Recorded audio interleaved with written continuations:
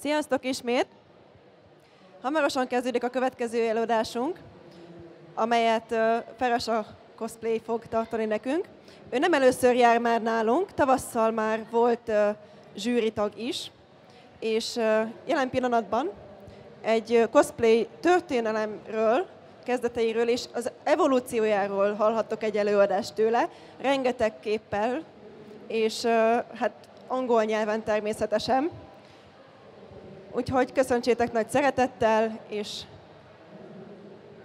köszönöm. Yay, applause! So, I see that we're going to compete here for the attention with the video guys over there, but I hope that I will be loud enough. And first off, sorry for doing this in English, but we figured out that it's much easier to do it this way than to actually do it with interpretation.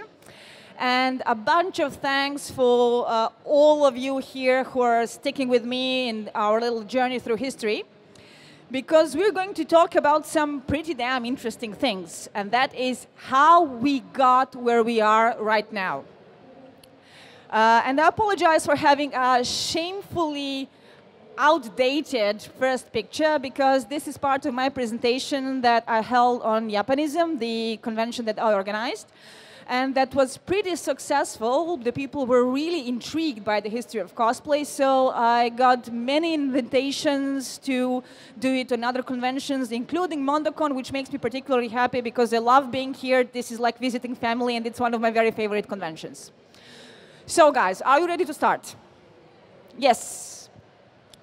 First, before we start talking about the history of cosplay as such, we have to understand one thing. How come that we started wearing fancy costumes? Where does this need come from? Here, this is not a bunch of fancy dressed ladies from the 1920s. This is actually Halloween. What happened? In the early 1920s, after World War I, you had this climate of blossoming bourgeoisie, the middle class, that all of a sudden became consumers. And Halloween became a super commercial and a super popular holiday. The 20s are the times when Coca-Cola invented Santa Claus, the times when, for Valentine's, it became more important how expensive the chocolate is than who are you going out to dinner with. So along those lines, Halloween became a commercial holiday because all of a sudden you could sell costumes. And of course, selling stuff creates a market. Market has consumers, and when the middle class starts consuming, things get rolling. That's number one. Number two, in the 1920s and early 1930s, you had this thing called the Great Depression. It's one of the most horrible years of recent history because the stock market completely crashed. And they said that the Wall Street looked like, you know, bankrupted businessmen jumping from their windows and going splat on the ground like autumn leaves. So it was a really, really horrible climate. People were living in huge poverty. They were really deeply depressed, so the only thing to, you know, make them feel happy and make them forget about this utter human misery and deep shit that they were in was to provide them with some sort of escapism. And the answer for this, the escapism, was the very first steps of course, pulp science fiction. So we have this. We have hundreds of thousands of cheap stories, novels, magazines, printing these absolutely ridiculous science fiction stories, usually with some absolutely outrageous adventure, like spiced up with some kinkish details, because I guess that you can imagine that this dude here is going to be taken away by these wonderful ladies and have some unspeakable things done to him. But that was pretty inspiring for the fandom, for the teenagers, and that helped create this climate when the fandom was born. When all of a sudden you had geeks who shared a common interest in science fiction. So this is super important as a route. And finally, Number 4 in the creation of cosplay were the mascots. Because the mascots were the first time that you actually had living people making costumes and dressing up as fictional characters in order to promote a product. So the most famous old mascots that appeared are the Michelin tires. It still sort of looks like that even today. I mean, you can recognize what it is. But the next one, okay, guys, are you ready for the next one? Because it's going to leave a scar on your childhood. Ready? Ta-da! Does this child look happy to you? Anyway, thanks to the mascots and the blossoming fandom and the culture of Halloween, we have the necessary preconditions for cosplay. Now, before we continue, let me share a fun fact with you. You know when the first convention ever was organized? 1936. It was like this.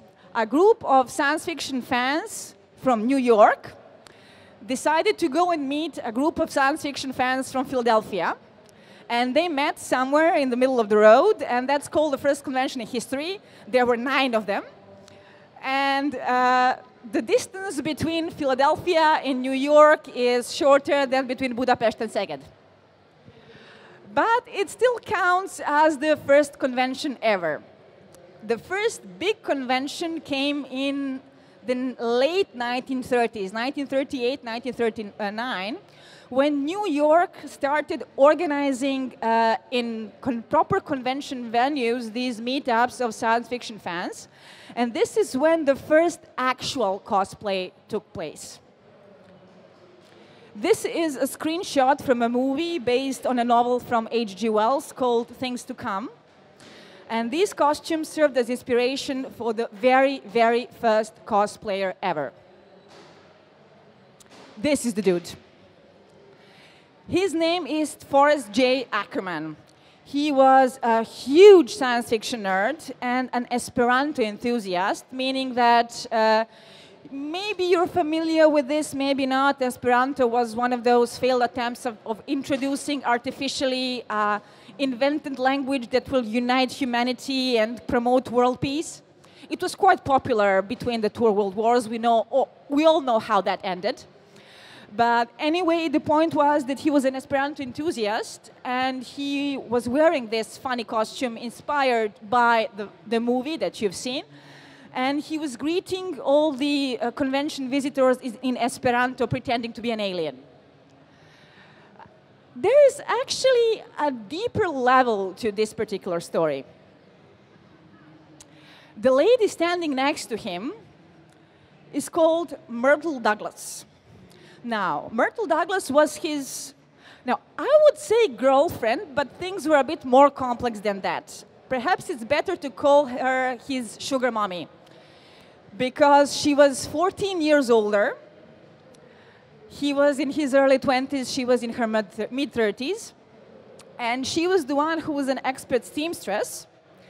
And she was the one who was really, really into making costumes and promoting this culture of costuming. So right now, especially in the feminist circles, there's this huge debate, who is more responsible for the birth of cosplay?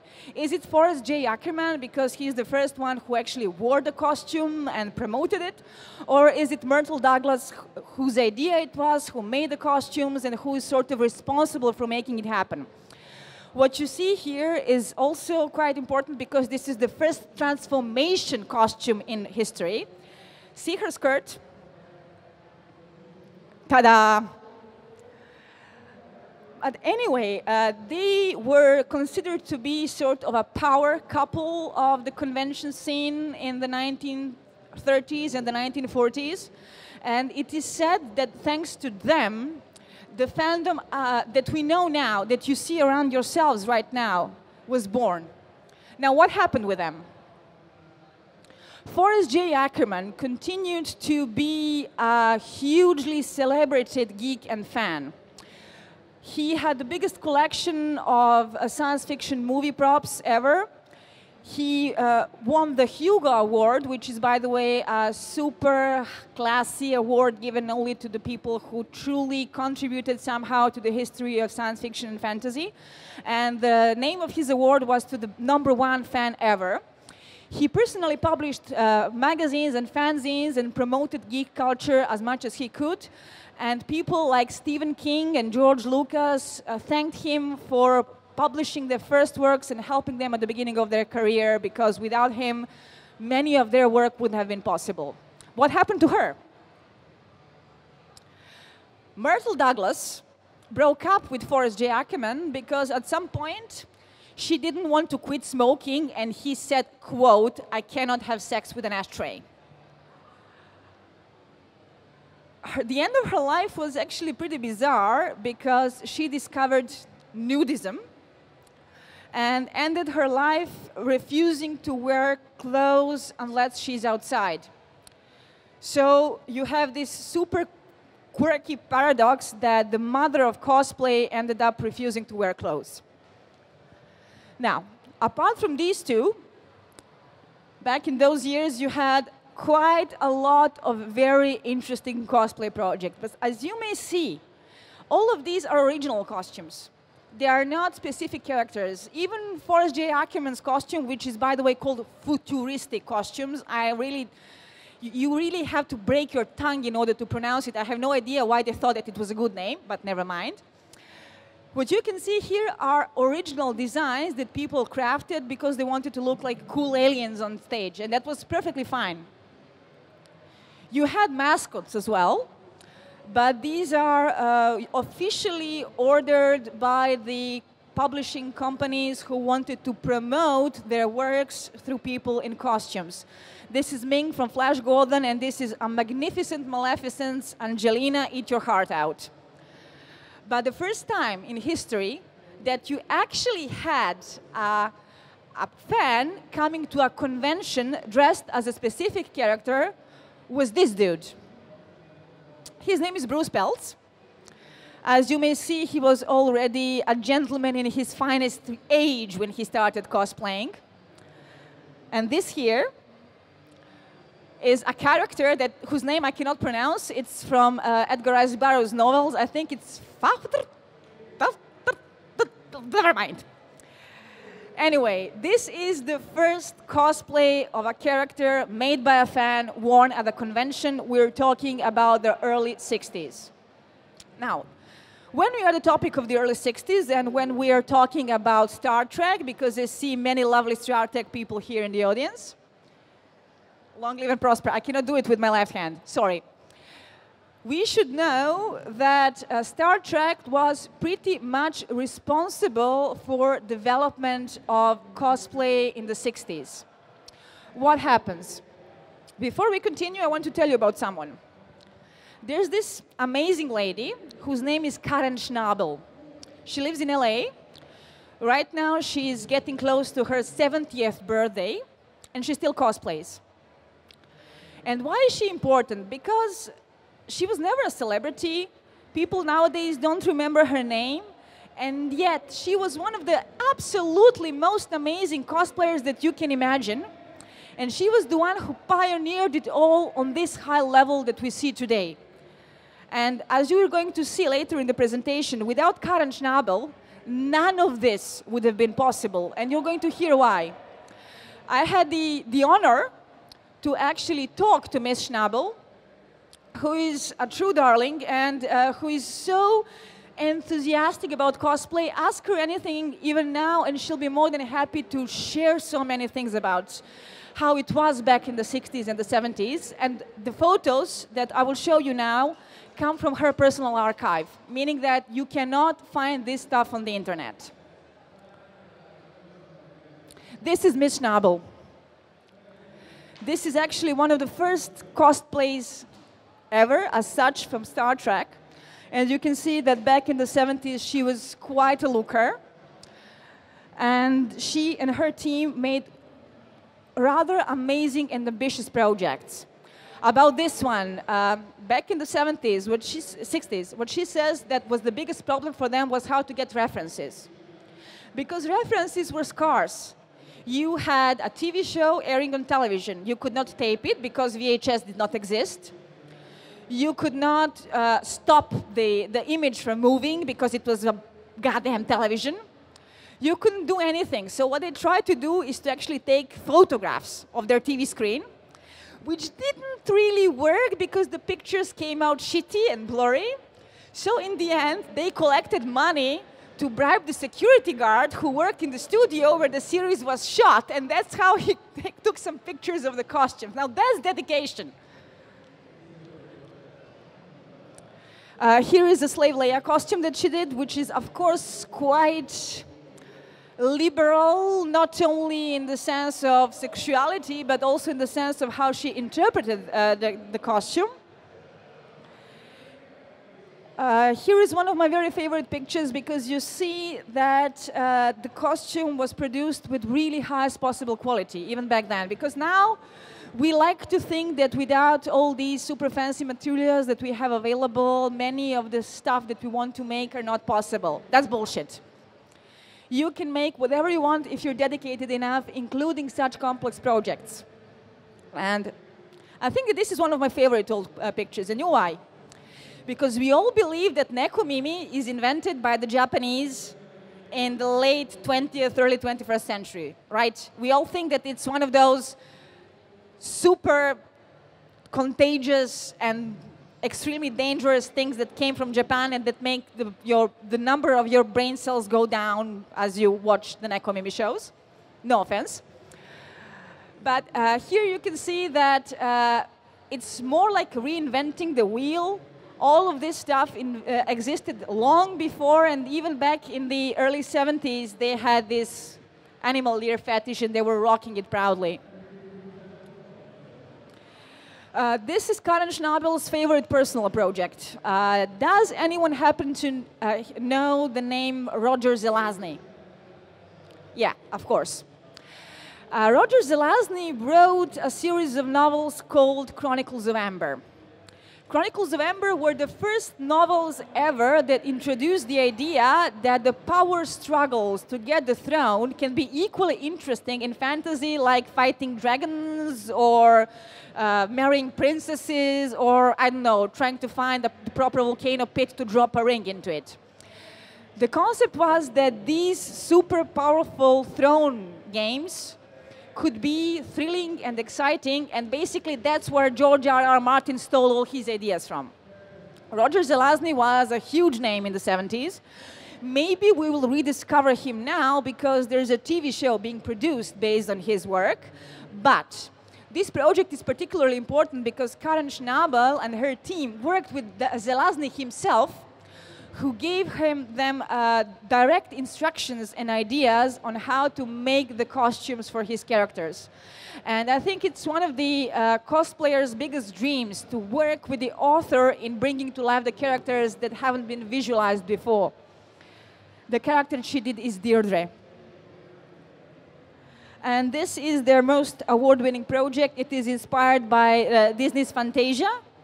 The last part when the hill opens and there's the devil and everything goes to hell. Well, they did that. And they had this huge devil that they were rolling on the convention. It was really quite amusing. It's one of their best memories. Although she said that the material, the fabric that they used back in the 70s had one drawback. It was all polyester. Because they were big on polyester back then, and it was cheap and it was accessible. The problem with polyester is that it stinks.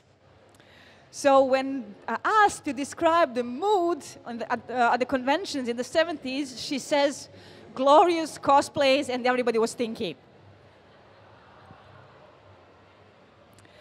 These are some of the pictures from the best known conventions at the time. As you see, still people were wearing quite a lot of original costumes and trying to do as extravagant creations as possible.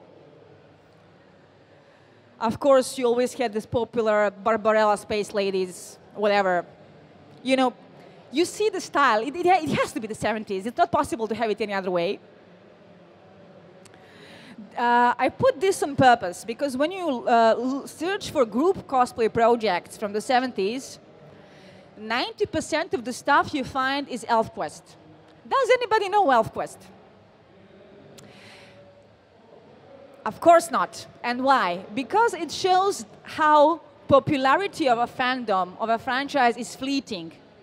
How something that used to be so fucking big that you couldn't run away from it, like those, I don't know, Tokyo Ghouls people or Titans or whatever that we see around us nowadays, that are really, really huge and unavoidable, can disappear up to the point that now when I say ElfQuest, you go like, huh? And that was the fandom back then. These are some of the more bizarre creations that you could find. Bizarre creations, I said. Of course, you also had a lot of people who could just get one of the mega fancy costumes that are part of a different culture and different context, like for instance, the Beijing Opera, and rock it on a convention without any problem because it looks awesome.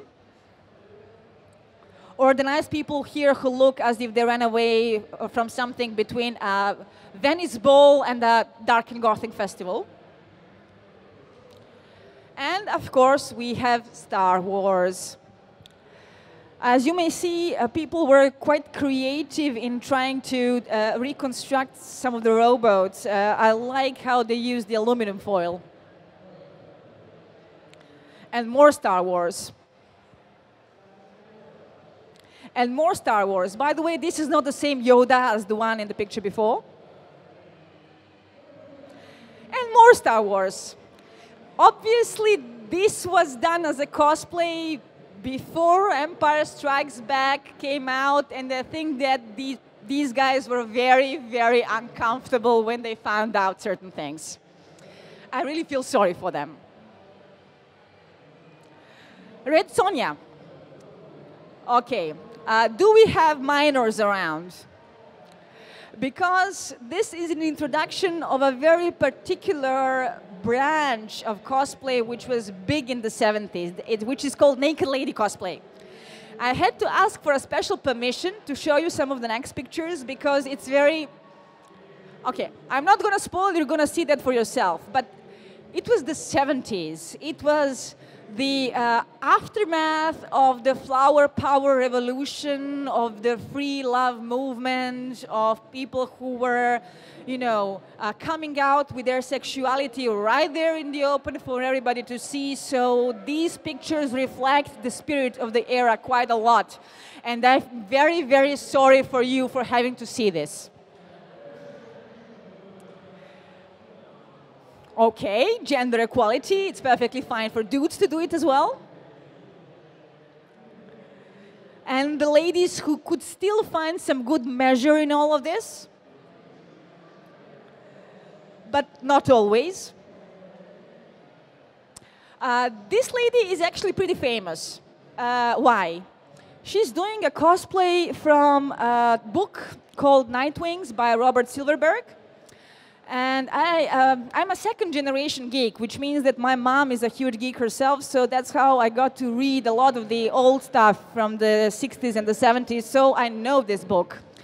And I wondered always, when I was a little girl reading stuff that my mom gave me, why we have such long descriptions of the main female character taking off her clothes in order to spread her wings in order to fly in the sky. And when you see how the heroine is supposed to look like, the answer is pretty obvious. Anyway, this lady is directly responsible that San Diego Comic-Con introduced a new rule in their cosplay competition, which says, a pair of wings on a naked body is not cosplay.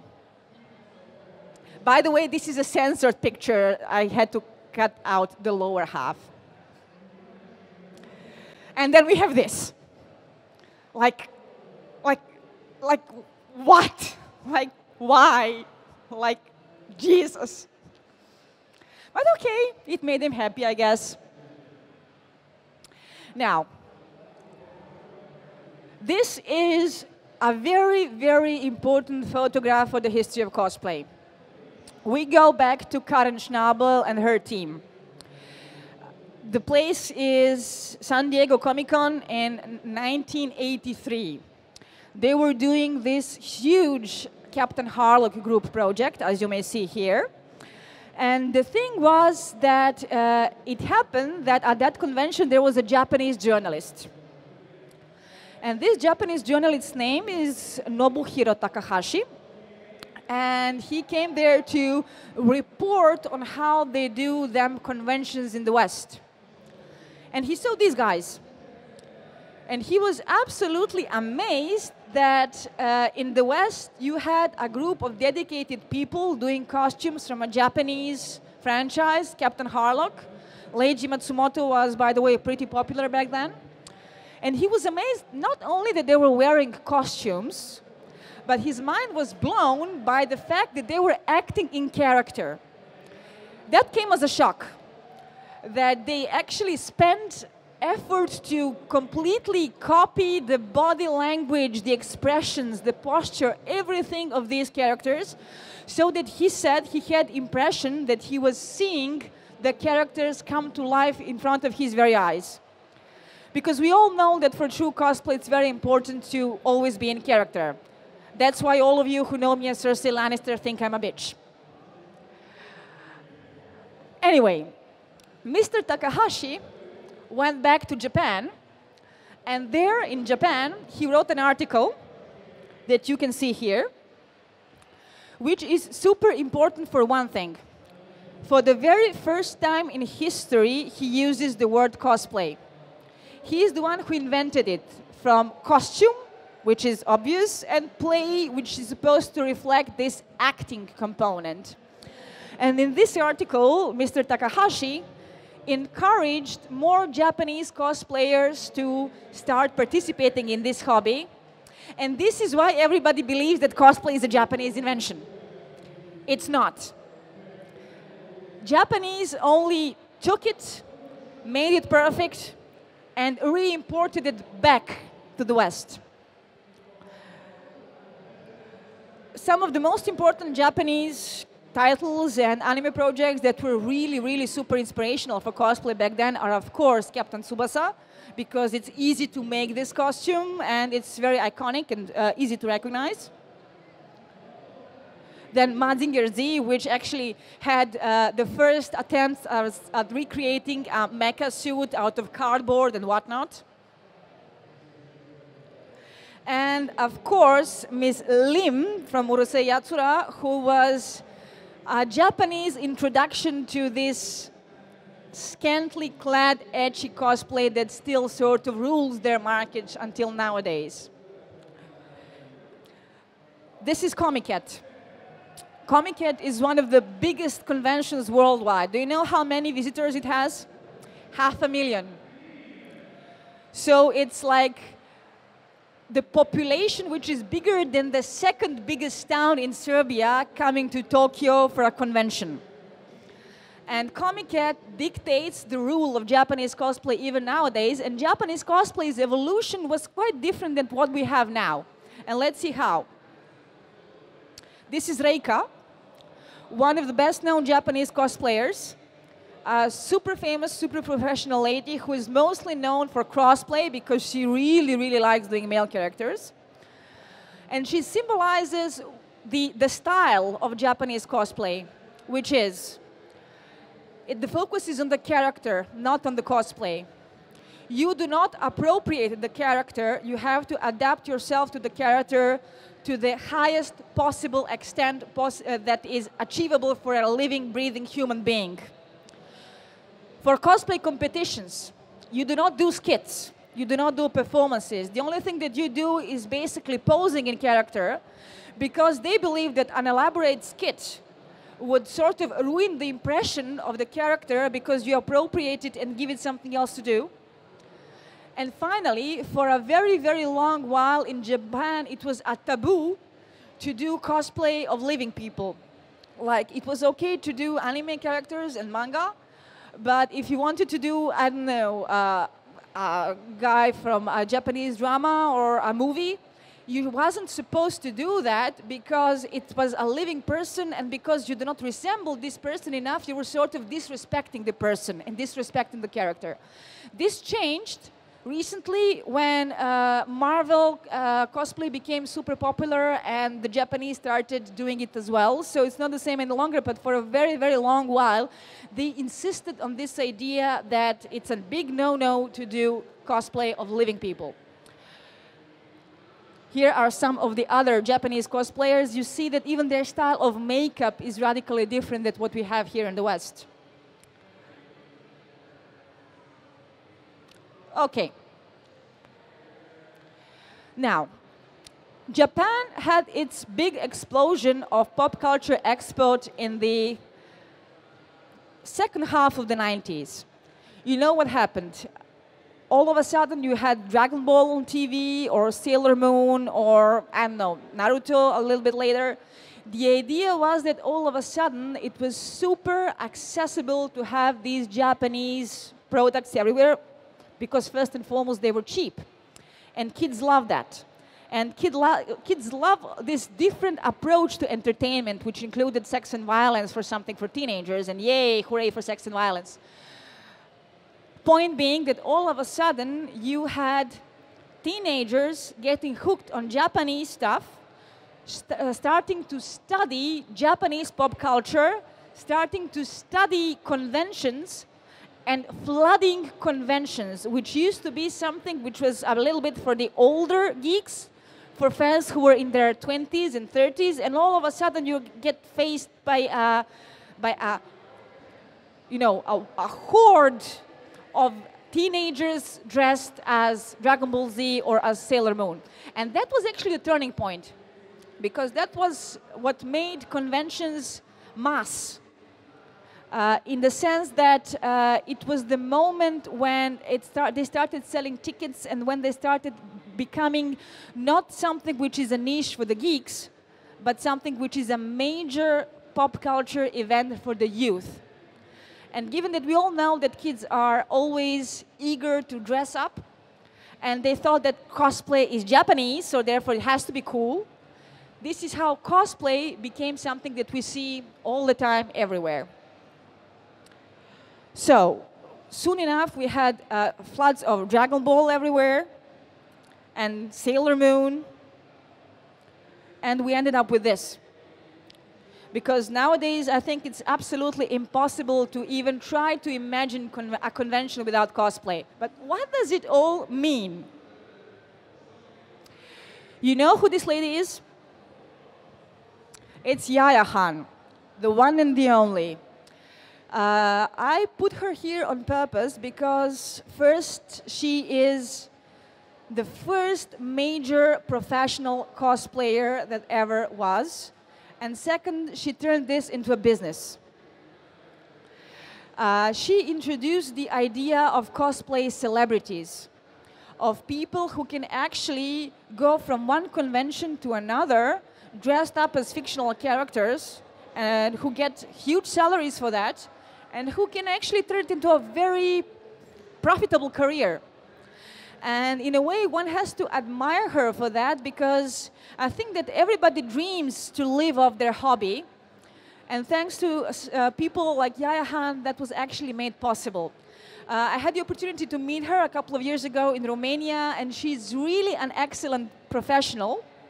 We had maybe a 5-minute conversation, and I really had the impression that she was interested in what I was saying, and that we had a meaningful conversation, which is, of course, only a very, very professionally rehearsed act, because, of course, that she doesn't give a flying fuck about my opinion on stuff. It's just that she's so professional that even on that kind of superficial contacts, you feel that she's there for you. So that's something that one has to admire. This is actually a picture of Yaya Han from Romania. And I put it here on purpose because I think that villages of this kind can be found in Serbia and definitely in Hungary. So I always thought it's a bit, cute to have one of the globally best-known cosplayers somewhere in the middle of Central Europe in a place where we can all recognize. The second lady that I decided to single out because they changed the face of cosplay is one certain Miss Jessica. Why? Yaya Han sold it as a career. Jessica Nigri is the first one who introduced this concept of taking cosplay characters, taking fictional characters and changing them in certain ways in order to make it more interesting for the audience. And when I say she changed it in certain ways, what's the first thing you see on this picture? Is it her eyes? Boobs. And I don't know, some people really dislike Nigri for introducing the idea that cosplay has to be super sexy in order to sell. Some people think that anything goes as long as you're good and professional at what you do. But if I'm to talk very openly and sincerely, I find it actually a bit confusing. Because nowadays, people are creating this absolutely huge and heated debate about how far is it allowed to go, how many boobs is the good amount of boobs or the bad amount of boobs. Whereas back in the 70s, you had naked ladies walking around conventions and everybody thought it was cool. So I guess that it's just a proof that times have seriously changed. So, about boobs cosplay, of course, that's not the only kind of cosplay that is born lately, because, you know, when you have a big convention, and let's say that on a big convention you can be sure that there will be 100 Sailor Moons, and you want to wear your Sailor Moon costume. And out of these 100 Sailor Moons, let's say that 82 will have a costume that is better than yours. And of course, you want attention, which is perfectly normal. We all want our piece of attention. We all want to be under the spotlight when we can. So how to do that? How to actually get the attention? You're going to take the character, and you're going to transform the character in such a way that it's no longer the official look of Sailor Moon. It became something that is yours. And that is the so-called interpretative cosplay. That is when you take a character and you do nasty stuff to it. So one of the most famous examples of this interpretative cosplay is definitely gender swap, which is, I think, quite obvious. You take a male character and turn it into a female character. And some people think it's very creative. Personally, I think it's bullshit, because if you're not ready to suffer for cosplay by having your boobs bound for 8 hours, then you're not worthy of a cosplayer. So then we have the so-called style mashup, meaning like you take something which is obviously not supposed to be steampunk and turn it into steampunk, like this steampunk Ariel. She's cute. I'll give her that. She's really cute, but it's still a very personal twist on a well-known character. Then we have the idea when we take things that are supposed to be non-human and turn it into something human. I think that My Little Pony is the most disturbing example of this kind of cosplay, because we all know how this ends up eventually. But still, it's the goddamn ponies. Okay. And finally, we have this. The so-called fandom mashup. Like you take one fandom and you take another fandom and you slap it and you make it into something like this. Some people like it, it floats their boat, okay. You shouldn't judge anybody for their taste. So what happens then? One of the most interesting examples of the evolutionist cosplay is this one. When you actually have people adapt cosplay to their personal religion, to reflect their beliefs. This is a very popular makeup artist from Indonesia who is doing hijabi cosplay, meaning that she's using the headscarf in order to be perfectly in line with the Muslim religious clothing, and she's still managing to do some pretty kick-ass cosplays. But in order to do this, you really have to know what to do and how you're doing it. So, what do we have now? We have this absolutely amazing situation that something that began as a bunch of geeks decided to dress up that turns into an industry. And as we said at the beginning when we were talking about Halloween, when you have industry, when you have consumers, of course that you're going to have a market, and of course that you're going to have a competition in the market where people are trying their best in order to sell you their products so that you can do your hobby. I think that Worbla is one of the best examples of this. I know that there are people selling Worbla in Hungary, so absolutely no offense for what I'm going to say now, but Worbla is one of those examples of how capitalist monopoly became something that people perceive as unavoidable and irreplaceable in the hobby. Because they're managing to market their product as something that you cannot do without. Like, you cannot make an armor without Worbla, you cannot make sufficiently precise details without Worbla. Lots of renowned cosplayers are doing their tutorials with Worbla, which is all nice, which is all absolutely fine and dandy, but it's still itsy bit overpriced. And it's still this idea that you can do actually 99% of the shit that you can do with Worbla, even when you do with thermoplastics or EVA foam or hell. My first cosplay costume was, the armor was made out of salad bowls, a bucket, flower pots, water pipes, and floor insulation boards. And if curious enough, just Google my Griffith and you're going to see how it ended up in the end. The point is that, yes, when there's a market, people will definitely try to create brands. And brands means having pricey stuff because that's how they want to present the situation. But it's not only Worbla. We have this as well. Remember how in the 70s it was really, really difficult for them to get the proper references to make stuff? Now you have magazines like Burda, which is something that my grandmother used to buy in order to have the blueprints for sewing, publishing cosplay templates and blueprints. Because they know that cosplay sells, because they know that cosplayers will want to have something like this. I mentioned Yaya Khan and how she turned cosplay into a business. One of the most important aspects of this is that she has her own line of fabrics, which is particularly aimed at cosplayers in order to find all those absolutely... I don't know how to express myself right now because it's not once that I was in a situation that I was near tears because I couldn't find the perfect fabric for what I needed.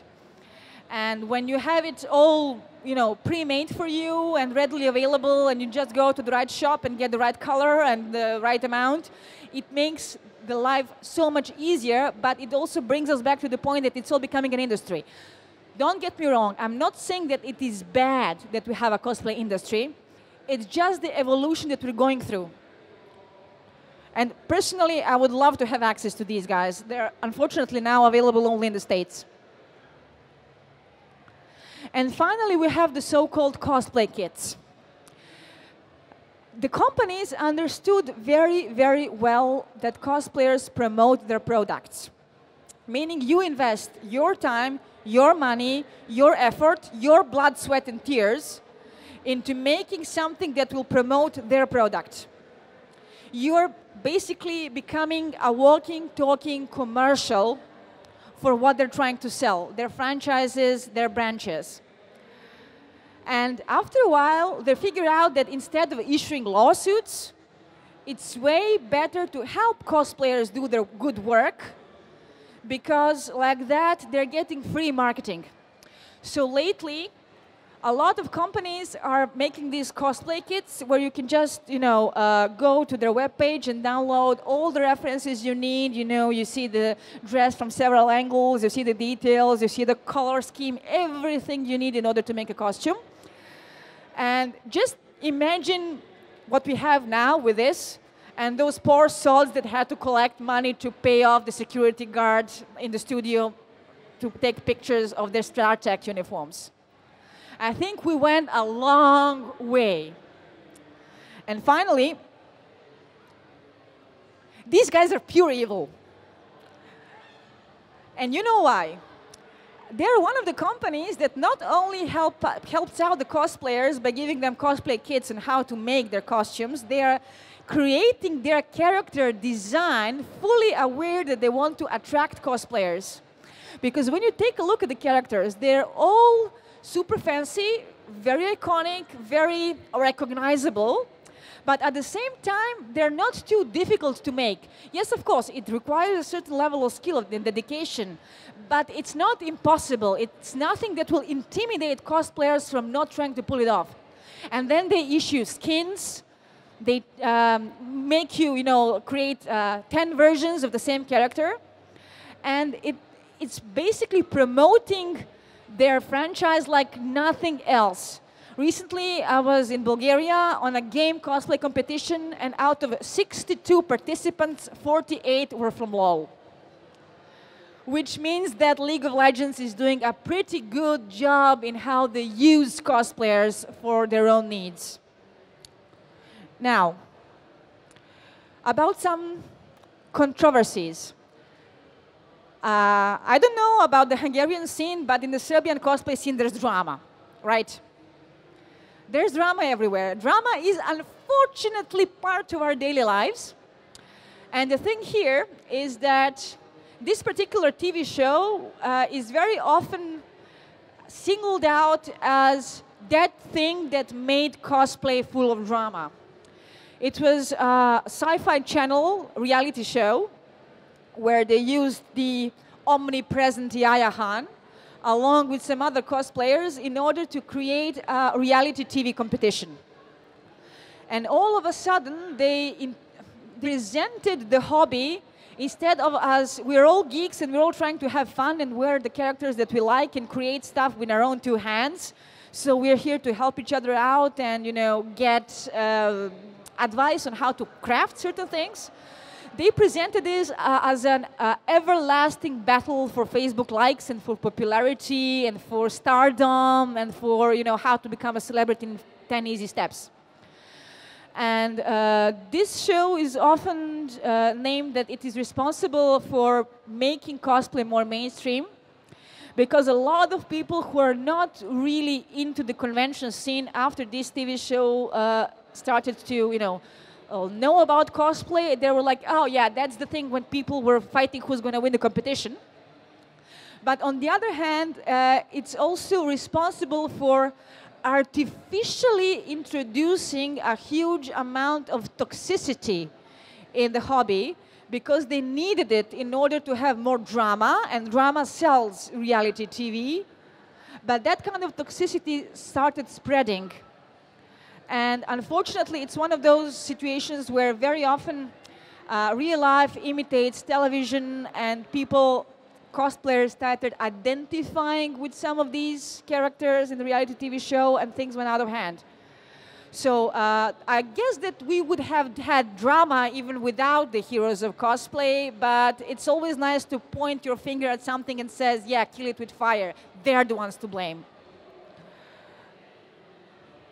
Now, what are some very, very complex topics nowadays that are really shaking the cosplay scene?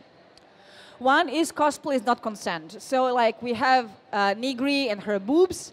We have this idea that sexy cosplay sells, but at the same time, there is this very restrained atmosphere that you have to control the crowd and teach people not to be assholes about it. Because very often people are assholes about it, especially in the gaming conventions. I don't know about your experience, girls, but gaming conventions are the only place where I literally had to defend myself from grabby hands. And I was wearing a full plate. So this is something that is definitely a topic that deserves more discussion. And again, as I said, especially when we take it into today's context and compare it with the 70s. 40 years ago, naked ladies were roaming freely. Nowadays, we have this imposed idea that sex sells, and a bunch of ill-mannered assholes who cannot understand that the fact that the girl is wearing a sexy costume doesn't mean that her boobs are up for grabs. Very controversial topic anyway. Second is this, famous blackface. People who are featured here had their cosplay careers ruined because they decided to do racially accurate makeup and as white cosplayers turn into black characters.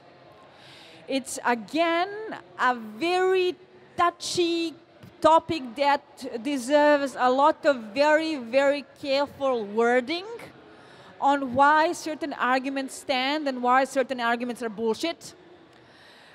But it's something that people should avoid doing if they don't want Tumblr to crucify them.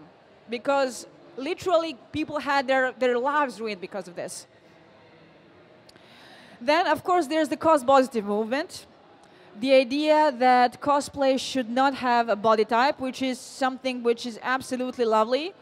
And I have to say that personally, cosplayers that I really, really admire the most are those who are brave enough to use their imperfect body type to present the characters they choose in the best possible light. People like David-chan, people like Dudush here, or people like my very best friend Shunek, who is the biggest guy in the biggest armor that you can imagine, and he's rocking it. So I think that more cosplayers who are not of, perfect model proportions should go for it because they can and they should do that. And finally, if we ask ourselves what is the future of cosplay, you guys know what it is. 3D printing.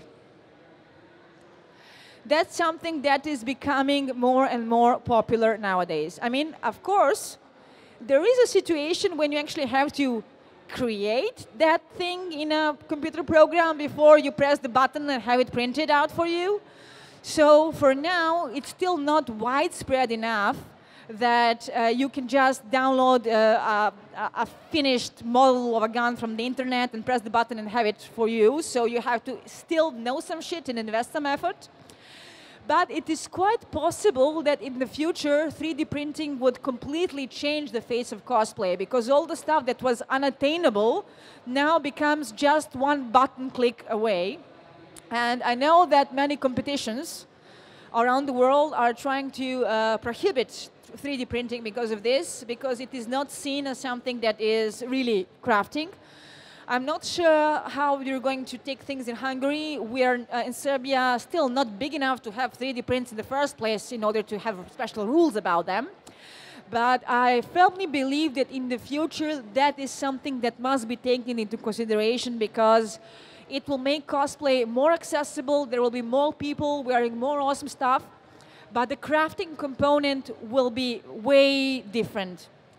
Especially when you go all the way to the 1930s and 40s and 50s and 60s and remember how they did their stuff. So that's all from me. And thank you for your attention. And if you have any questions, I will be happy to answer.